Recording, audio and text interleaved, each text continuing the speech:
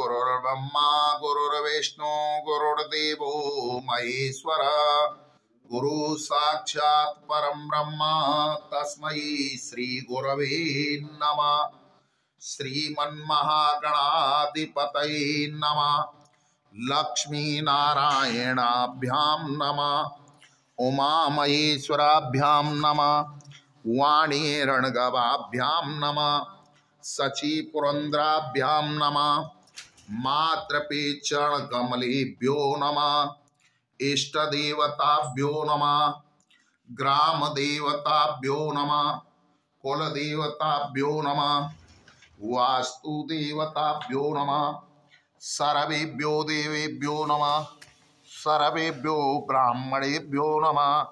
ओम सिद्धि बुद्धि सहिताय श्रीमन्महागणाधिपतये नमः।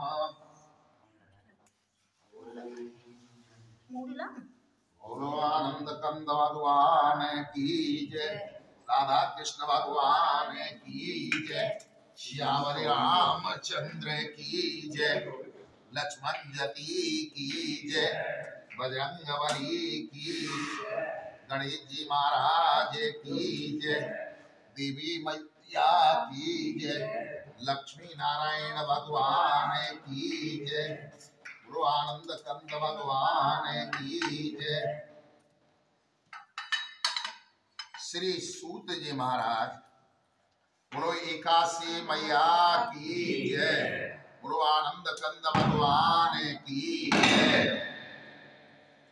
श्री सूत जी महाराज कहते हैं कि 12 महीनों में 24 एकादशियां होती हैं और जिस वर्ष 9 का महीना पड़ जाता है उस वर्ष 2 एकादशियां और बढ़ जाती हैं। इस प्रकार कुल 26 एकादशियां होती हैं। उनके नाम कहता हूं। उत्पन्ना, मोक्षदा, सफला, पुत्रदा, सठला, जया, विजया, आमल की, पाप मोचनी, कामदा, वरुधिनी, मोहिनी, अपरा, निर्जला, योगिनी, पद्मा, कामता, पुत्रदा, अजा, परवर्तनी, इंद्रा, पाशांकुशा, रमा, देवोत्थायिनी। ये 12 महीनों की 24 एकादशियों के नाम हैं। पद्मनी और परमा 2 एकादशियां और होती हैं। यथा नाम तथा गुण वाली होती हैं। जो इनका व्रत करेगा उनको इनकी कथा सुनने से इनके फल का ज्ञान हो जाएगा।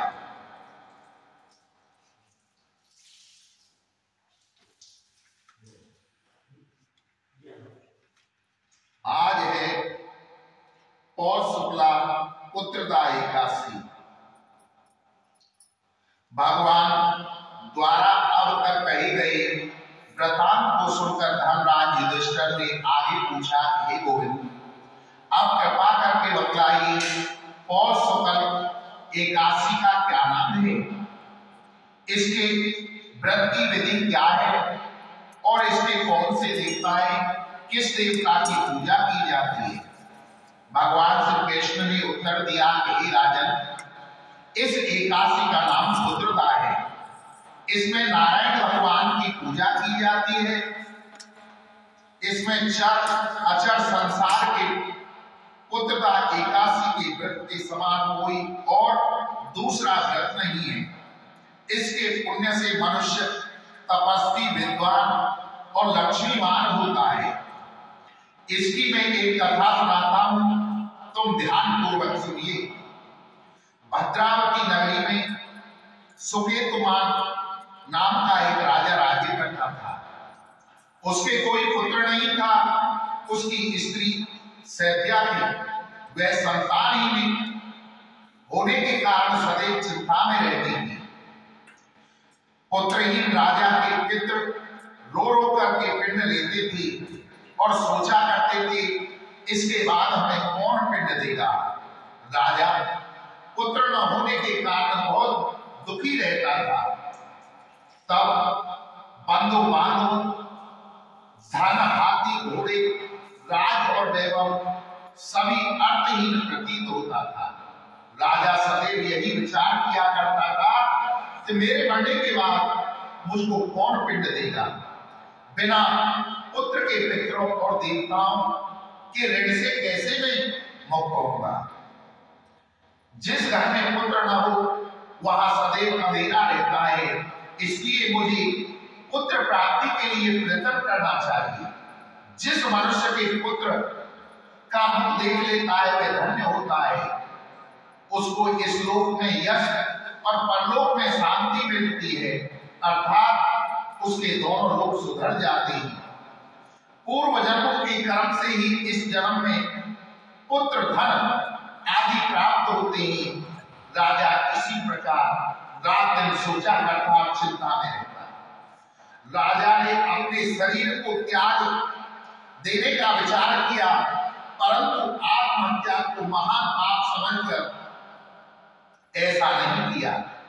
एक दिन राजा अपने घोड़े पर चढ़कर वन को गया और पक्षियों को वृक्षों को देखने लगा।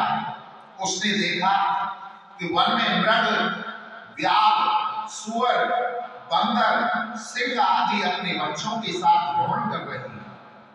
हाथी अपने बच्चों और हथियों के साथ घूम रहे हैं। वन में कहीं भीतर अपनी कर्कश स्वर से बोल रहे हैं, कहीं उल्लू चीख रहे हैं। वन के इन दृश्यों को देखकर राजा को अपने पुत्रहीन होने का दुख हुआ और अधिक पीड़ा होने लगी। इसी उदासी और सोच विचार में दोपहर हो गया। वह विचारने लगा, मैंने कई यज्ञ किए, ब्राह्मणों को सुंदर भोजन कराया, दान देकर तृप्त किया, फिर भी वह मुझे ये दुख क्यों प्राप्त हुआ। प्यास के मारे अत्यंत दुखी राजा पानी की तलाश में इधर उधर भटकने लगा। थोड़ी दूर पर राजा ने एक सरोवर देखा। उस सरोवर पर कमल खिल रहे थे तथा सारस, हंस, मगरमच्छ आदि बिछा विहार कर रहे थे। सरोवर के चारों ओर मुनियों के आश्रम थे। उस समय राजा का दाहिना अंग फड़कने लगा। राजा सुगन समझकर घोड़े से उतरकर मुनियों को दंडवत करके उनके सामने बैठ गया। राजा को देखकर मुनियों ने कहा कि हे राजन, हम तुमसे अत्यंत प्रसन्न हैं। तुम इस जगह कैसे आए, सब विस्तार पूर्वक कहिए। इस पर राजा ने मुनियों से उनका परिचय पूछा और फिर अपनी व्यथा सुनाई। मुनि बोले, हे राजन, पुत्र की इच्छा करने वालों को उत्तम संतान देने के लिए पुत्रदा एकादशी का व्रत करना चाहिए। हम लोग विश्वदेव हैं और इस सरोवर पर स्नान करने के लिए आए हैं। इस पर राजा बोला कि हे मुनीश्वर, यदि आप मुझ पर प्रसन्न हो तो मुझे एक पुत्र का वरदान दीजिए। मुनि बोले कि हे राजन, आज पुत्रदा एकादशी है, इसका आप व्रत करो। भगवान की कृपा से आपको अवश्य ही पुत्र प्राप्त होगा। मुनि के ऐसे वचनों को सुनकर उस दिन वही एकादशी का व्रत किया, वही द्वादशी को व्रत का पारायण किया और मुनियों को प्रणाम करके अपने महल को वापस चला आया। राजा तब उसकी रानी गर्भ धारण किया और 9 माह के पश्चात एक उत्तम पुत्र को जन्म दिया, जो बड़ा होकर अत्यंत वीर यशस्वी प्रजापालक चक्रवर्ती सम्राट बना। भगवान श्री कृष्ण बोले कि हे राजन, पुत्र प्राप्ति के लिए पुत्रदा एकादशी का व्रत करना चाहिए। इस व्रत के करने वाले यशस्वी पितृभक्त पुत्र को प्राप्त करते हैं। इसके महात्म के श्रवण मात्र से ही मनुष्य को संतान और मोक्ष का फल प्राप्त होता है। जय जय श्री पौष शुक्ला पुत्रदा एकादशी संपूर्ण बोलो श्री हरि ओम नमः।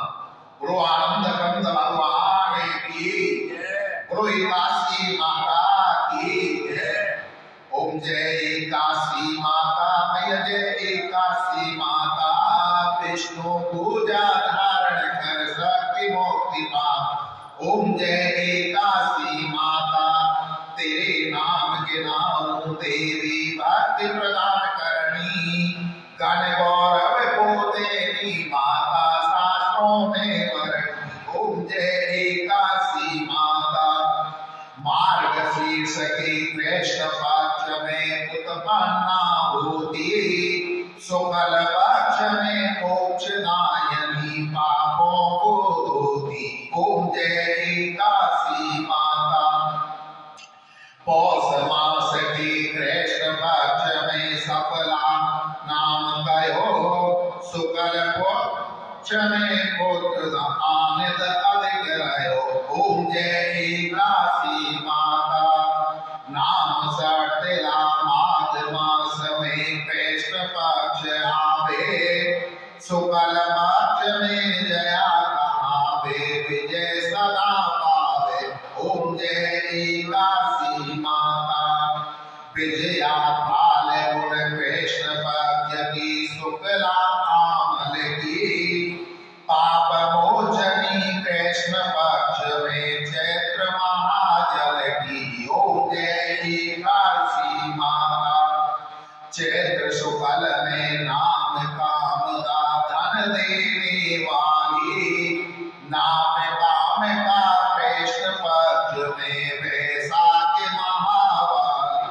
ओम जय एकासी माता, शुक्ल पक्ष में होए मोहिनी अपराधीष्ण कृष्ण पक्षी, नाम ने जला सब सुख करनी, शुक्ल पक्ष रखी। ओम जय एकासी माता, योगिनी नाम आषाढ़ में जानो कृष्ण पक्ष वर्णी, देवशयनी नाम कहायो शुक्ल पक्ष धरण।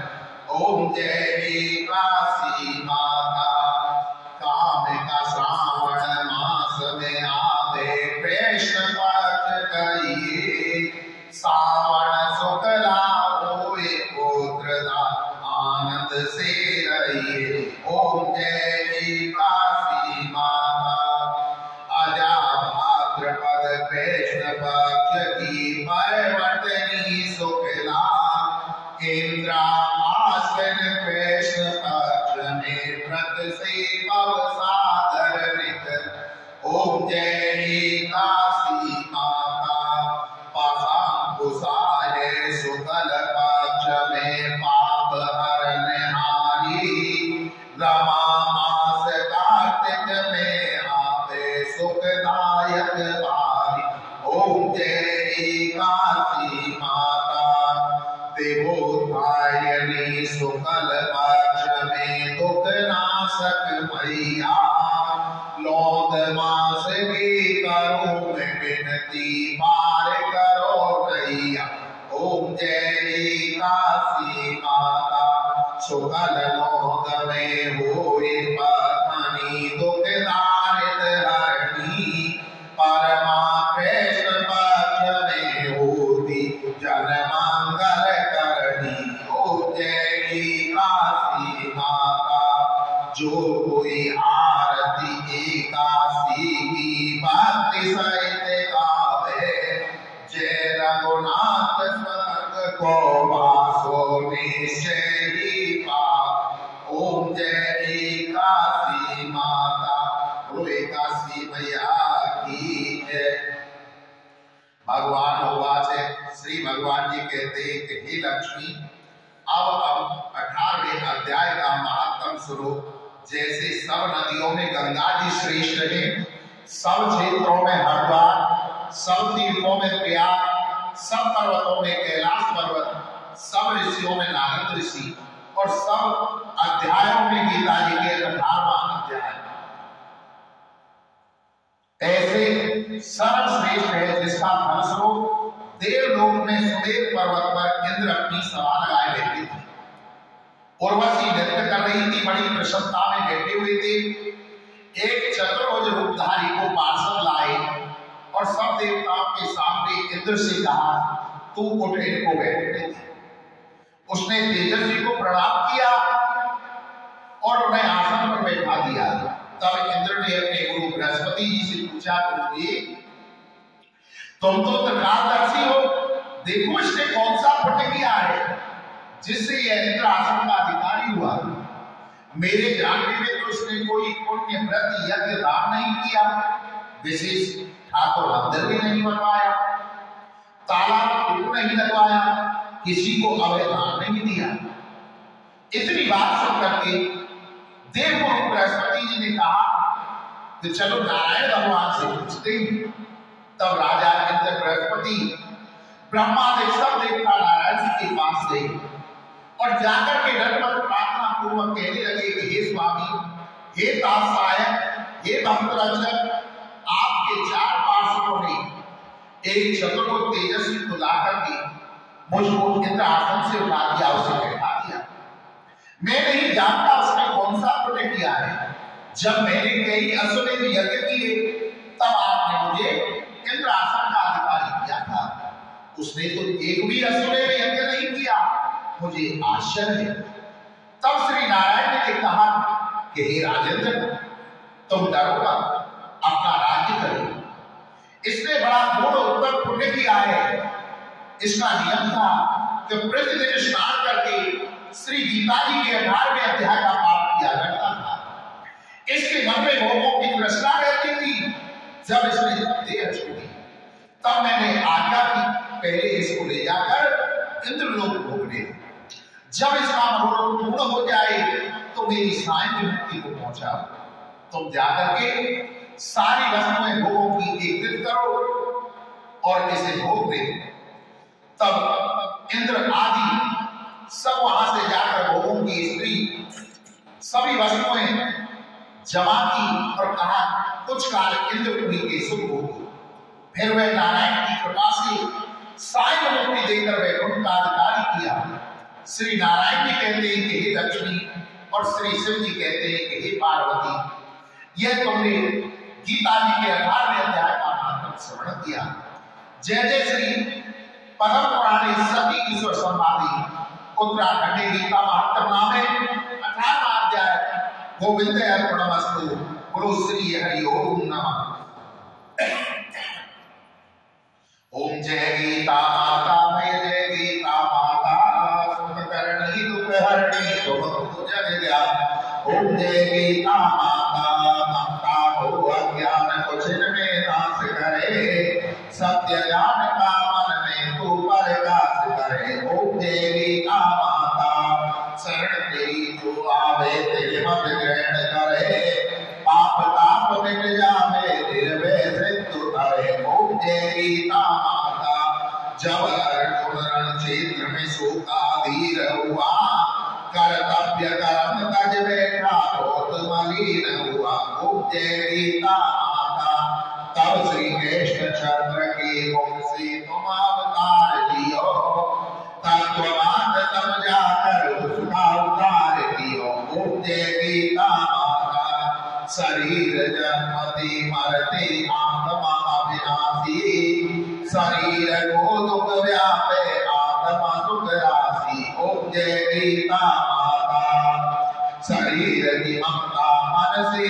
त्याग करो, आत्म ब्रह्म को छीनो उससे अनुराग करो। ओम जय गीता माता, जग में ब्रह्म को जानो सबसे प्रीत करो, पैर भाव तावस नाम रीत करो। ओम जय गीता माता, नित निष्काम कर्म कर जगोपकार करो, फल वांछा को त्यागो सद्व्यवहार करो। ओम जय गीता माता, मन को बस में करके इच्छा त्याग करो, निष्काम जगत में रहकर हरि अनुराग करो। ओम जय गीता माता, यह उपदेश तेरे नर मन में लावे, भगवान भव सागर से वो नर तर जावे।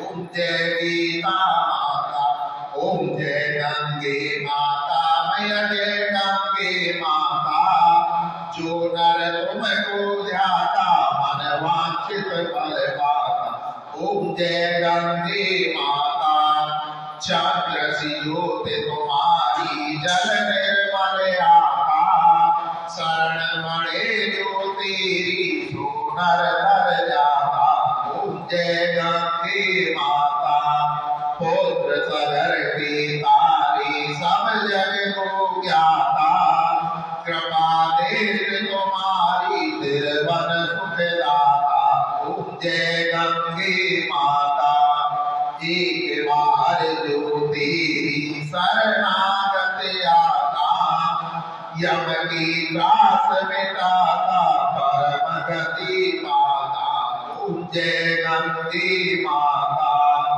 आरती मात तुम्हारी जो व्यक्ति गाता दास वही सहज में मुक्ति को पाता ओम जय गंगे माता। गुरु गंगा मैया की जय, गुरु जमुना मैया की जय।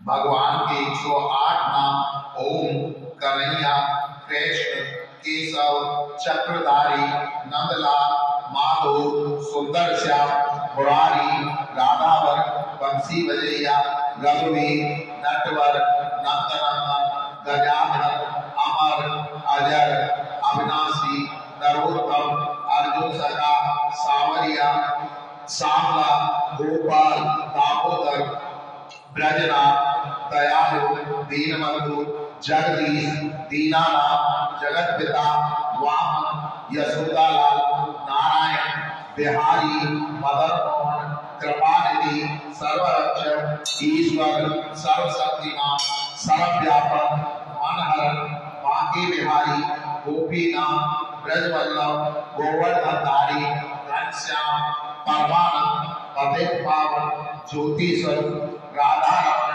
मधुसूदन, रघुपति, राम, हरि, मुरली मनोहर, श्याम, कल्याणकारी, अनंत, परमपिता, प्रभु, परम पवित्र, गोसाई, भक्तवत्सल, वासुदेव, परमात्मा, दुखहर्ता, विधाता, निरंजन, कालीनाथ भैया, अभय, अंतर्यामी, सर्वाधार, अद्वैत, गणगण की वासी, दाता, परमेश्वर, रमणी, निराकार, निर्विकार, अच्युत, न्यायकारी, जगतकर्ता, त्रिपुरनाथ, शंकर, विष्णु, सत्यनारायण, अविनाशी, ब्रह्म, संहारता, पालन करता, सच्चिद, आनंद स्वरूप, केशव, गोपी वल्लभ, राधे श्याम, सत्य स्वरूप, आनंददाता, दयालु,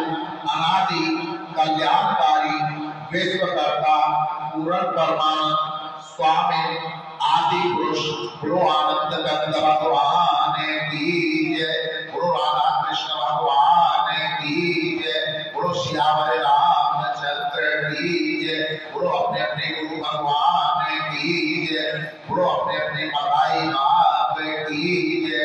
जय जय श्री राधे श्याम सत्य सनातन धर्म की जय। श्रीमन्नारायण नारायण हरि हरि, लक्ष्मी नारायण नारायण हरि, सत्य नारायण नारायण हरि हरि, गोविंद नारायण अयन हरि हरि, सूर्य नारायण नारायण हरि, चंद्र नारायण नारायण हरि हरि, भक्ति नारायण नारायण हरि हरि, शक्ति नारायण अयन हरि हरि, मुक्ति नारायण नारायण हरि हरि।